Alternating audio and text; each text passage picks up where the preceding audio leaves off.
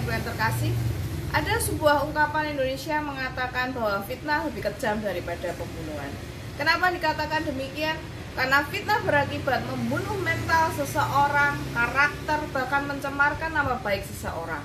Bahkan bisa lebih daripada itu, seseorang bisa kehilangan berbagai macam hal karena fitnahan.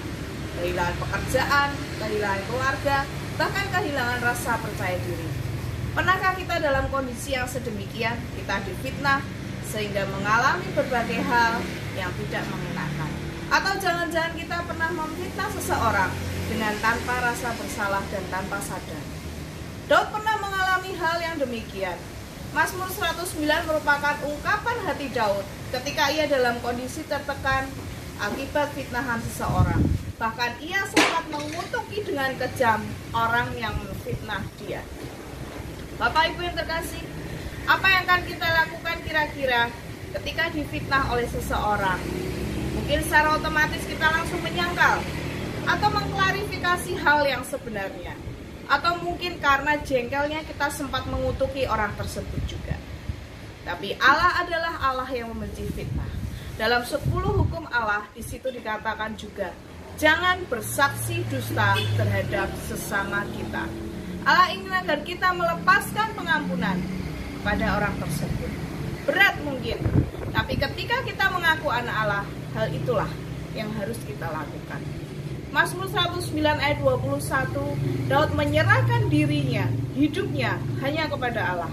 Meskipun Daud berhak melakukan pembalasan, namun ia serahkan hak pembalasan itu ke dalam tangan Tuhan. Kita sama sekali tidak berhak menghakimi orang lain dalam bentuk apapun. Sekalipun kita difitnah, jangan pernah kita merasa terganggu oleh fitnah dan gosip. Hadapi itu semua dengan pikiran dan perkataan yang positif. Pembenaran seperti apapun akan percuma saja kita lakukan, karena hal itu akan sia-sia belaka. Pandang saja Allah. Tetap lakukan hal-hal yang baik dan positif. Jangan lakukan hal yang sia-sia.